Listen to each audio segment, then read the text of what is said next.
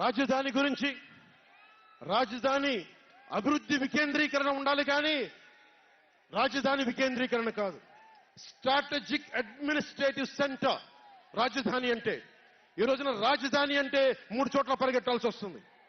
వ్యూహాత్మక పరిపాలనా కేంద్రం రాజధాని అంటే.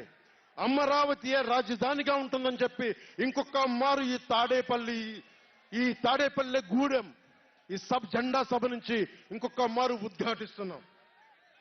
3 రాజధానులు లాంటి ఐడియాలు, ఈ 3 ముక్కల ఆలోచనలు, ఈ 3 ముక్కల ముఖ్యమంత్రి. ప్రధానమంత్రి గారు చెప్పారు 2014లో జగన్ కి అధికారం వస్తే, ఆ రోజున 2014లో చంద్రబాబు గారు ఉన్నారు, మోదీ గారు ఉన్నారు, నేనున్నా, మిగతా అందరూ ఉంటే మోదీ గారు ఒకటే మాట ఉన్నారు, ఈ అలయన్స్ ని కాకుండా జగన్ ని తీసుకొస్తే స్కామ్ ఆంధ్ర అవుతుంది అనేది. 2019 నుంచి 24కి ఇది దోపిడీకి గురైన ఆంధ్ర అయింది. ఈ రోజున ఉద్యోగాలు లేవు, జీతాలు సంపాదించలేరు, ఎక్కడికి వెళ్లాలో తెలియదు. ప్రజల సొమ్ము ప్రజలకు పంచి తన దానకర్ణుల్లా మాట్లాడుతున్నాడు జగన్. అరే, మీ తాత సంపాదించిన ముల్ల ఏంటి నువ్వేం ఇవ్వడానికి? మీ తాత సంపాదించిన ముల్ల ఇది. ప్రజలు కష్టపడి కట్టిన ట్యాక్సుల నుంచి వచ్చిన డబ్బు, వాళ్ళ డబ్బు వాళ్ళకి ఇవ్వడం అది వాళ్ళ హక్కు. అది నీకు నువ్వు దానం ఇచ్చే దానం కాదు, ఇది మర్చిపోకేది. ప్రభుత్వ ఉద్యోగులను మోసం చేశాడు, సిపిఎఫ్ అని చెప్పి ఉద్యోగుల్ని మోసం చేశాడు, అంగన్వాడీ కార్యకర్తలను మోసం చేశాడు, దివ్యాంగులకి మోసం చేశాడు, కౌలు రైతులు గిట్టుబాటు ధర ఇవ్వకుండా రైతులకి ఇళ్ల పట్టాల్లో దోపిడీలు.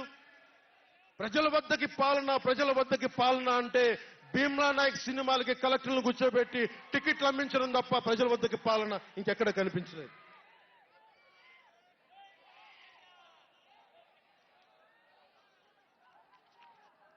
ఇక్కడున్న యువతను చూసి ఒకటే మాట్లాడుతున్నాం.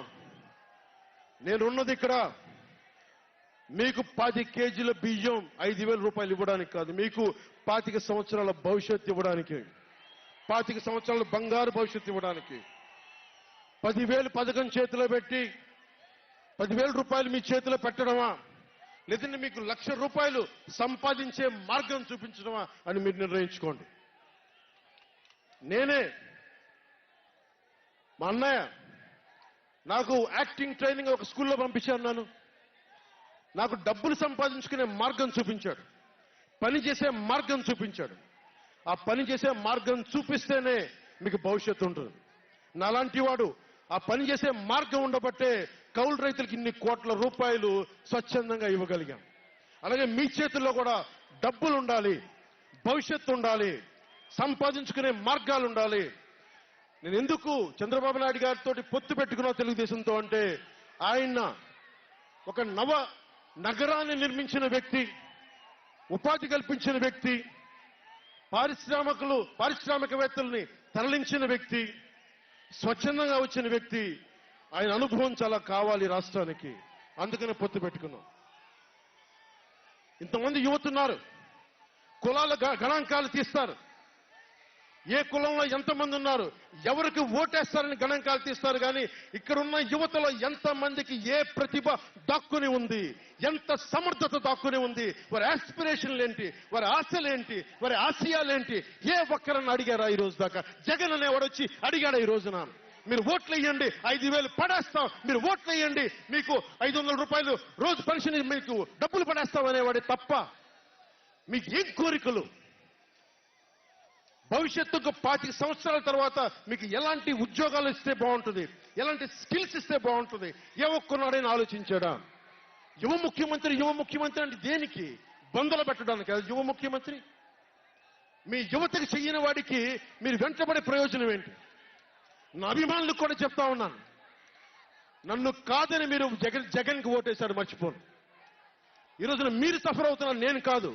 మీ భవిష్యత్తు కోసం వచ్చే నేను రోడ్ల మీదకి శుభ్రంగా కోట్లు సంపాదించుకునే మార్గాలు ఉన్నాయి నా దగ్గర, యాక్టింగ్ స్కిల్స్ ఉన్నాయి. అన్ని కాదనుకొని ఎందుకు వచ్చాను? నేలే, మన మనుషులే, మన వాళ్ళే తప్పన పెడితే నేను 2 చోట్ల ఓడిపోయాను. 2 చోట్ల బాధ లేదు, నిలబడ్డా. 2 చోట్ల ఓటమి బాధ మీకు ఎలా ఉంటుందో తెలుసా?